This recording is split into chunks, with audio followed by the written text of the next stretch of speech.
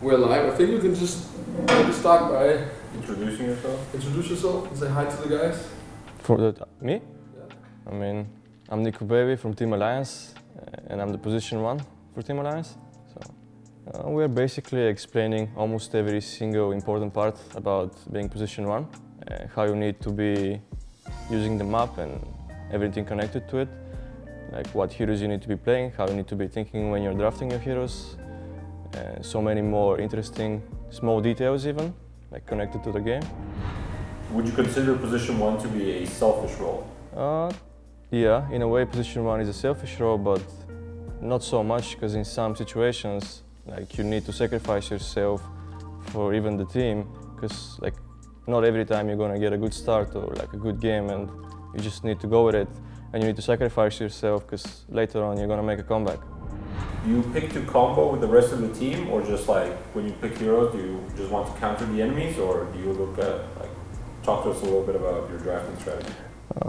Mostly, like in our team right now, we don't really care what the enemies have. We just care about our strategy. So the most important thing is like being in a good combo with my team, obviously. But if this is not possible, then you can counter pick. But that's not really a good way of looking at drafting right now, at least for us. Like I said, sometimes it's not possible to do that, so you want to counter the enemies. And in pubs, it's a bit harder to match up with your team, because the drafting is a bit more chaotic and everyone plays what they want to play, not really what's good for the game. How do you react to strong offlaners? So I guess the question is, when you're having a bad lane, you have a real strong offlaner. Yeah. What is your mindset moving on? Well, basically you need to be looking at the next step already, like how do you make the comeback in this game, and like how do you survive. Let's say you're playing a Slark and you're getting a bad lane, but you have something to look forward to, and that's, for example, level 5. And you know you have to keep buying, for example, raindrops, wands, salves, until you get to level 5. Then you just leave the lane and you try not to lose the tower, look into killing the catapult, and that's the main thing. Julian Brandy is also asking, how often do you find yourself in positions where the lane isn't good for you? And what are some of the best markers for you that help you decide when to jungle early or switch lanes? Well, that's like a complex question, but I get bad games probably 4 out of 10 games. And I think we explained it well in the course, so we can look forward to that. Astro is asking, are there any situations where you walk back to the lane instead of using TP? Yeah, in many situations, especially if you predict, like let's say you're playing like a carry with a skill, a chronosphere or something, and you feel like a fight is gonna pop up, or you're gonna have to fight for a catapult fight or whatever it's gonna be, you're not allowed to use a TP to go back to the lane, because the enemies are gonna abuse that and they're gonna take advantage on the other side of the map. Are you confident if you are forced into lane swapping scenarios and play position 1 on the off lane, or do you rather play on the same lane? Actually, most of the times when I'm playing carry and we have to swap roles, it's usually even easier to play on the off lane, because we can get the big pool easier and we can protect this pool. Or even in some games when I play Sark, I get to play mid, so this is way nicer for a carry because you get more XP and it's just easier.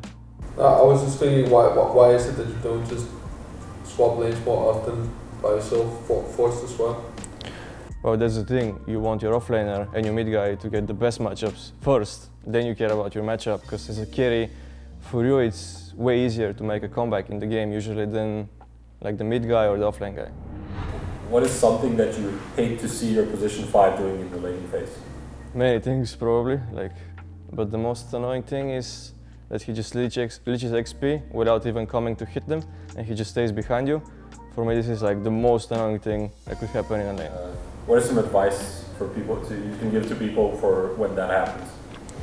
Well, just try and explain to your position 5 what he needs to do, and if he doesn't do it, then you got no choice but to just wait it out. A question from Victor from our company says, how often do you practice with your team and how much do you play on your own? It depends. Like let's say we have a tournament coming up, we would be playing for like 6 to 7, 8 hours a day with the team, almost every day, with like 1 or 2 days break in total. And I would be playing a few pubs every day, so that's like a total of 9, 10 games. Do you sometimes practice against your offlaner, like from your team with S4?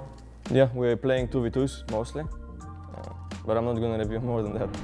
Somebody asked, it's called the Nubasaurus. How do you analyze replays and get the most out of them? I think he's talking about your own replays. My own replays. Yeah.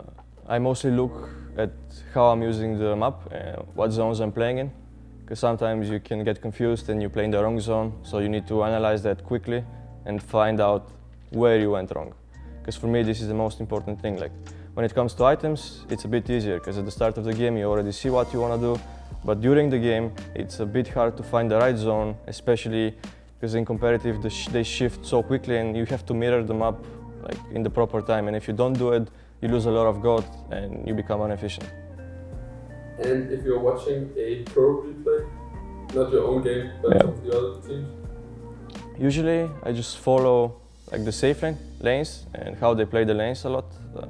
I'm curious about that because people have different like item builds, different approach of the game, how they want to pull and so on.